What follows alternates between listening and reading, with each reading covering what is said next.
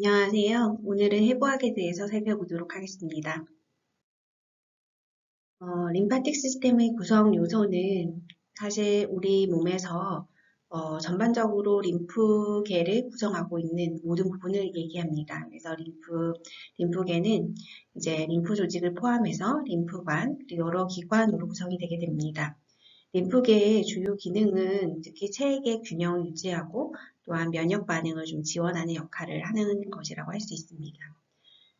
림프 베슬은 이제 림프액이 정맥으로 이동하는 통로이고 체액의 균형을 유지하는 데 있어서 이제 중요한 역할을 하는 곳이고, 림프절은 림프액을 여과하고 또 면역 반응을 조절하는 이제 작은 조직 구조 중에 하나입니다. 비장은 또 혈액 여과나 이제 면역 반응에 중요한 역할을 하는 기관이고, 흉선은 면역세포 T의 성숙을 돕는 역할을 하게 되고요. 그리고 편도는 구강이나 인후두 부위의 병원체의 방어를 하는 역할을 합니다. 림프구는 이제 면역계를 구성하는 주요 세포이고 병원체와 싸우는 역할을 하게 됩니다. 파이어파는 소장에서 면역 반응을 지원하고 있는 림프의 조직이라고 보시면 됩니다. 이제 이러한 모든 이제 스트럭처를 림프계라고 부릅니다. 어, 림프 베슬은 이제 캐필러리에서 시작해서 컬렉터, 트렁크를 거쳐서 베인으로 이어지는 이런 구조로 이제 나뉘어진다라고 보시면 됩니다. 지금 보시는 것처럼 이제 피부층에서 시작해서 프리컬렉터와 컬렉터 이렇게 이어지는 선을 보실 수 있고, 이제 동맥과 정맥이 이어지는 요 모세혈관망에서 이 림프 혈관에서 림프절로 흡수되고 다시 정맥으로 돌아가는 과정을 볼 수 있습니다. 이제 이니시얼 림프 베슬부터 간략하게 좀 살펴보자면, 이제 오른쪽 이제 이미지는 현미경으로 이제 살펴본 림프 베슬의 모습입니다. 그래서 림프의 이제 연결망 등을 좀 볼 수 있고요. 그래서 요즘엔 더 기술이 발달해서 이제 림프 모세혈관 내에 대한 연구가 더 많이 이루어지고 있습니다. 그래서 이제 이 분석은 광전자 현미경을 좀 사용했다라고 하고요. 그래서 이제 이러한 림프굴의 망상 구조 자체가 림프 흐름과 간질의 흡수의 초기 단계를 이제 만들어주는데 중요한 부분이 있고, 어, 이 아래쪽 이미지, 이제 이 부분은 기니피그 자궁의 혈관층의 림프 내피를 살펴본 이제 사진입니다. 참고하시면 되겠고, 우리가 그린북이라고 부르는 책에서 좀 발췌해 왔고요. 그리고 이 모양 보시는 것처럼 림프 내피세포의 경계가 참나무 잎, 오크 리프 모양이다라고 되어 있고요. 이 구조 때문에 림프 모세혈관은 더 투과성을 잘 가지고 간질액을 흡수하는 과정에서 더 잘 흡수가 될 수 있게끔 좀 되어 있다라고 보시면 됩니다. 이 내용을 보시는 것처럼 이제 엔도테리얼 레이어와 엑스트라셀룰라 매트릭스가 이제 앵컬링 필라멘트에 의해서 연결되어 있고, 특히 엔도테리얼 셀은 이런 오버래핑된 구조를 가지고 있고 오픈 정션된 모습을 가지고 있습니다. 그래서 이제 플루이드가 들어올 수 있는 역할을 할 수 있고, 이제 특징 중에 하나는 여기서는 이제 밸브 디스펑션, 이제 밸브는 없고요. 그리고 특히 이뮤노로지컬한 프로세스가 시작되는 과정이다라고 이해하시면 됩니다.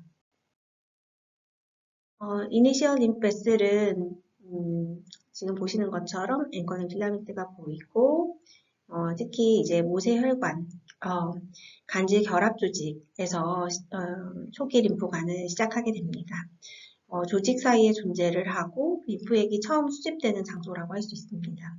네, 앵커링 필라멘트는 이제 고정 필라멘트라고도 불리는데요.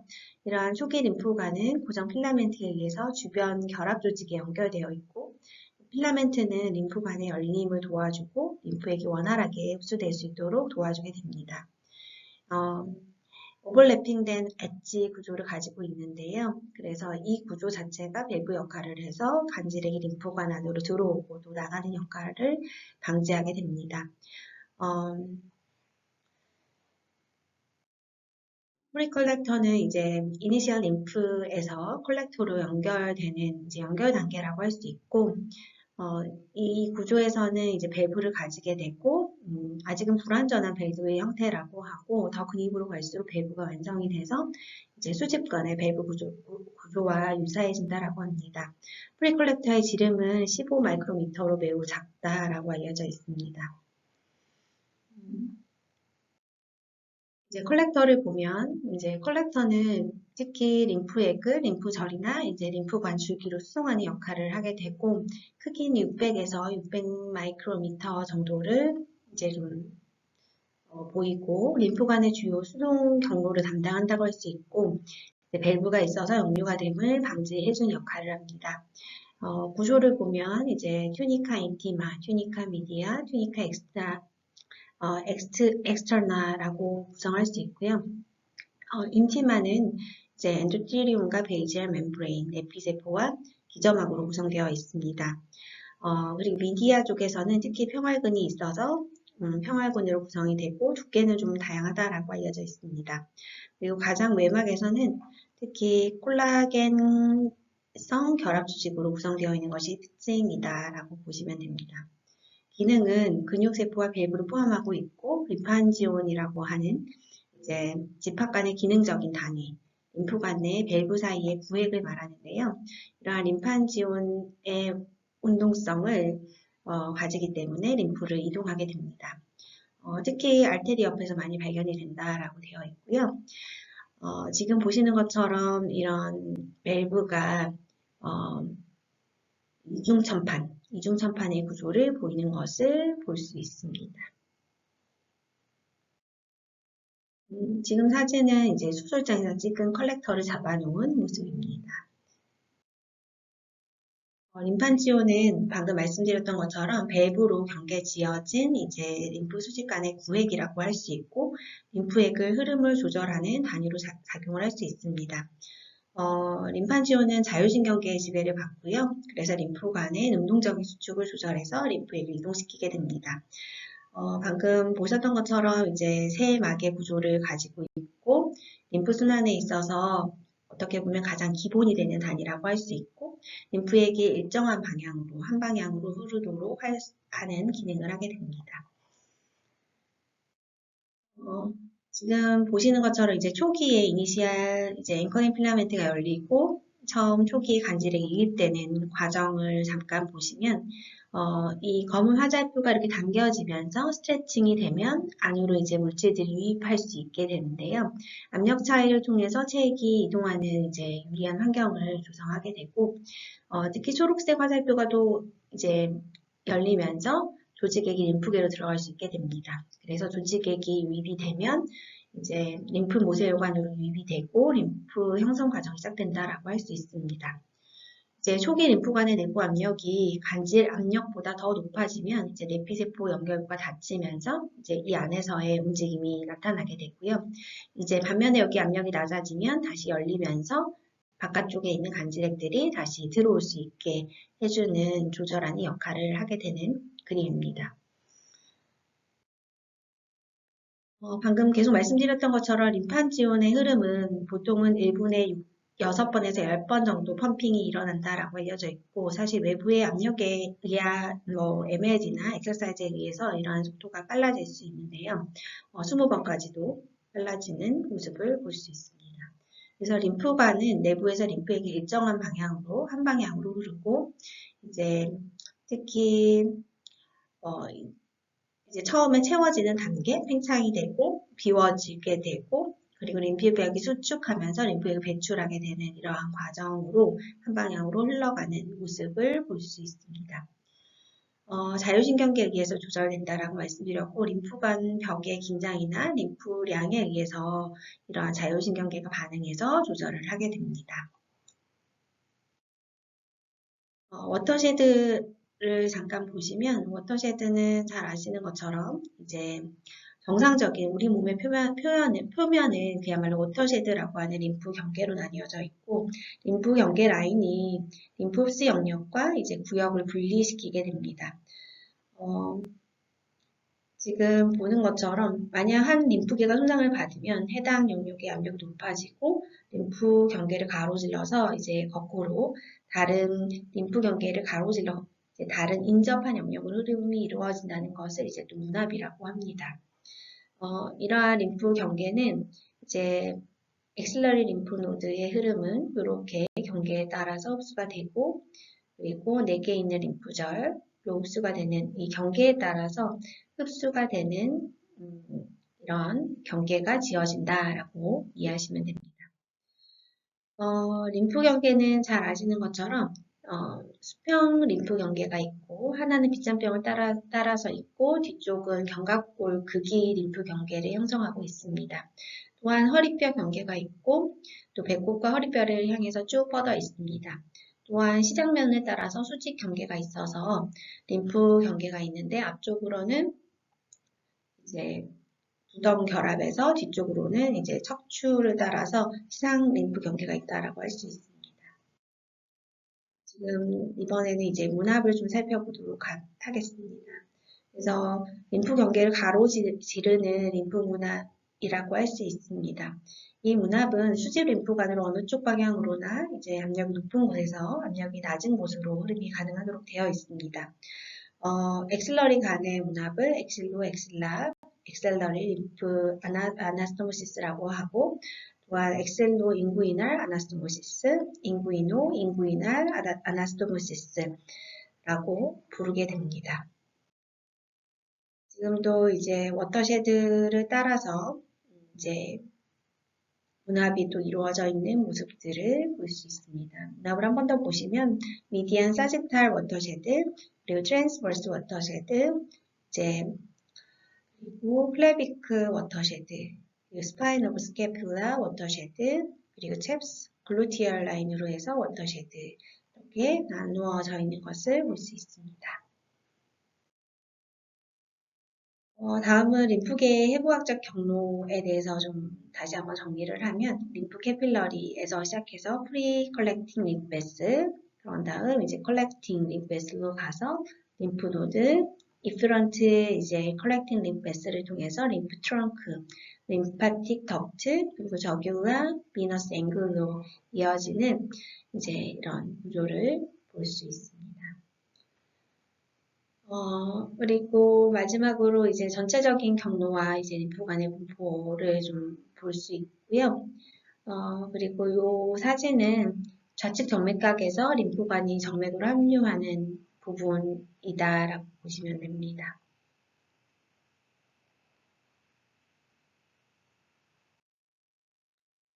다음은 흉관에 대해서 한번 살펴보도록 하겠습니다. 이제 토라식 덕트는 이제 가장 큰 림프관이라고 할 수 있고요. 보통 직경이 2에서 5ml 정도가 되고 길이는 40cm입니다. 인체에서 가장 큰 림프관이라고 할 수 있고, L2에서 시작을 하게 되고, 그래서 L2에서 시작해서 상체로 쭉 올라가고 비너스 앵글로 연결이 되게 됩니다.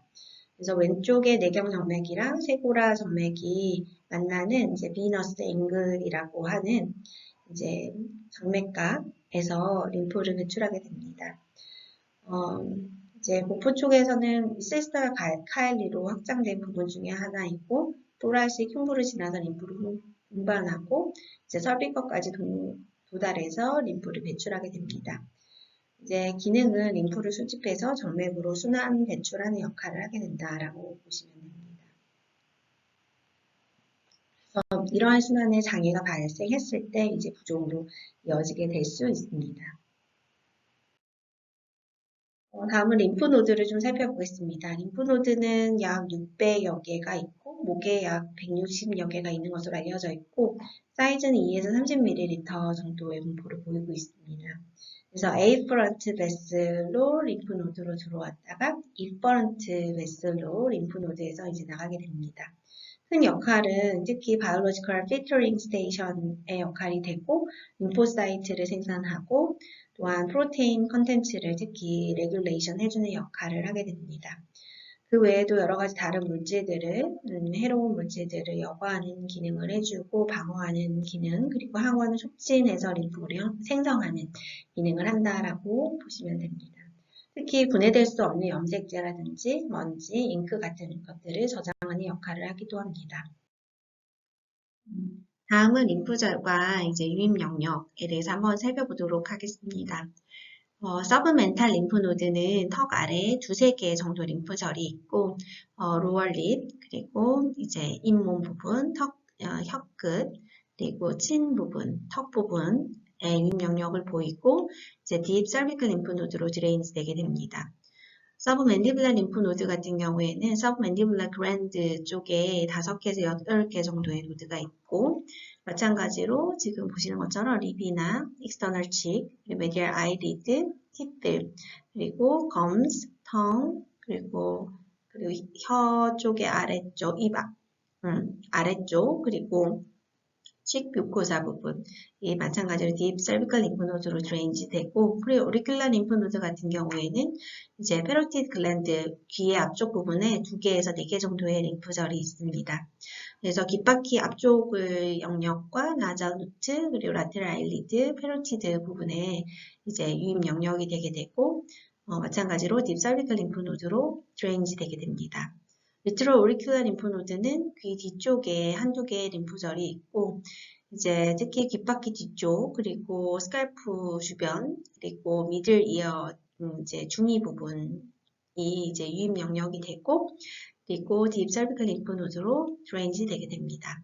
옥시피탈 림프노드 같은 경우에는 트라페지우스 인설션 부위 위쪽에서 2개에서 3개 정도 림프절이 있습니다. 그래서 머리의 좀 뒤쪽 부분, 스킨 부분, 그리고 머리 아래쪽 부분에 이제 유입 영역으로 보시면 됩니다.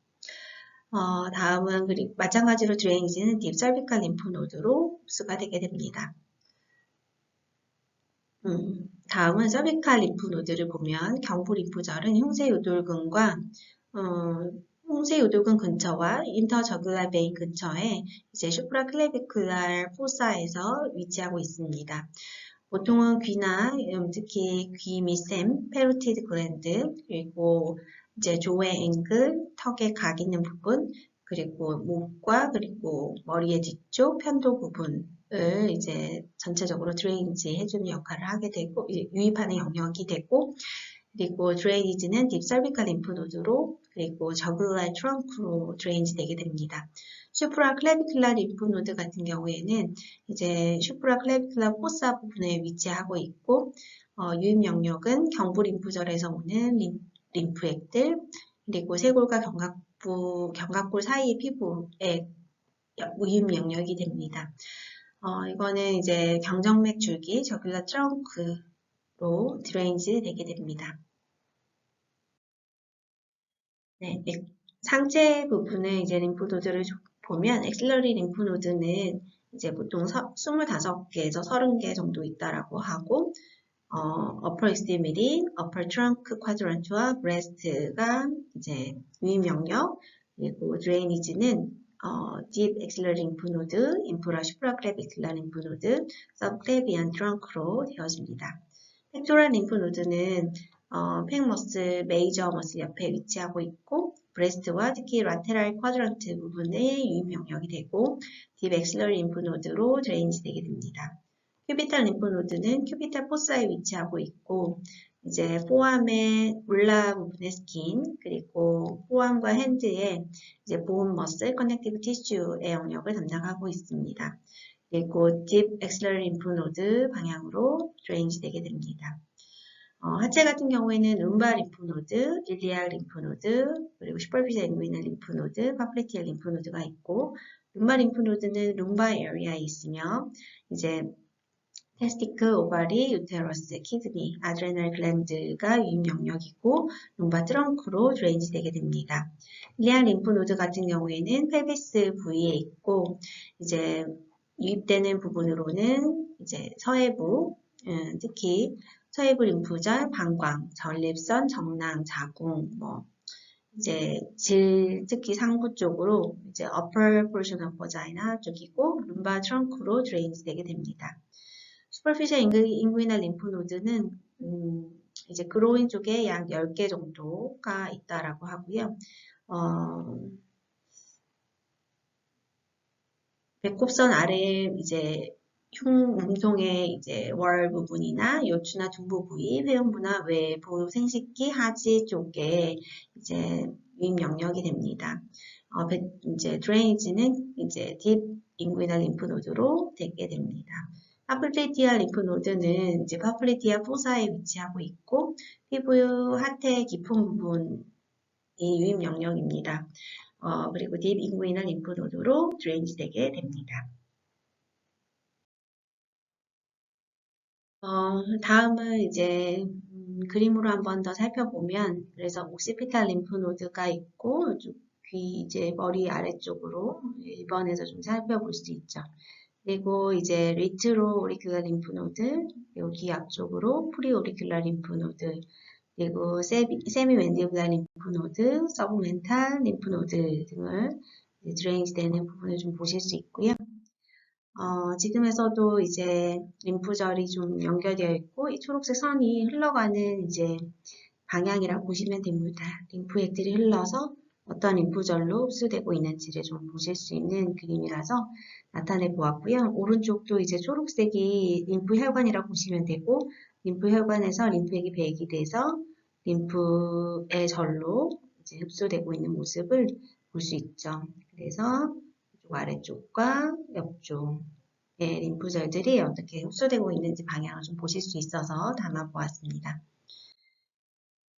지금도 이제 얼굴 쪽의 림프절을 좀 자세하게 녹색으로 표시되어 있는 부분이 림프절이고 이제 피부, 귀, 볼, 턱, 목 부분에서 림프들이 수집되고 또 림프 경로를 따라서 림프액이 이제 흡수되고 하는 것을 볼 수 있습니다.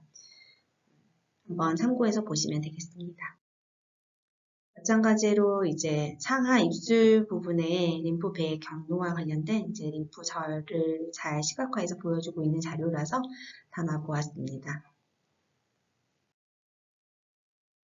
이제 흉벽과 종격 부분, 그래서 토라식 월과 메디에스티눔 부분에서의 림프노드를 좀 보면은 이제 페리칼디아 림프노드, 라테로 페리칼디아 림프노드, 파라스토널 림프노드가 있고 이러한 것들이 이제 토라식 월에서부터 이제 드레이니지 되고 메디알 스티널 리전에서 드레이니지 돼서 오게 됩니다.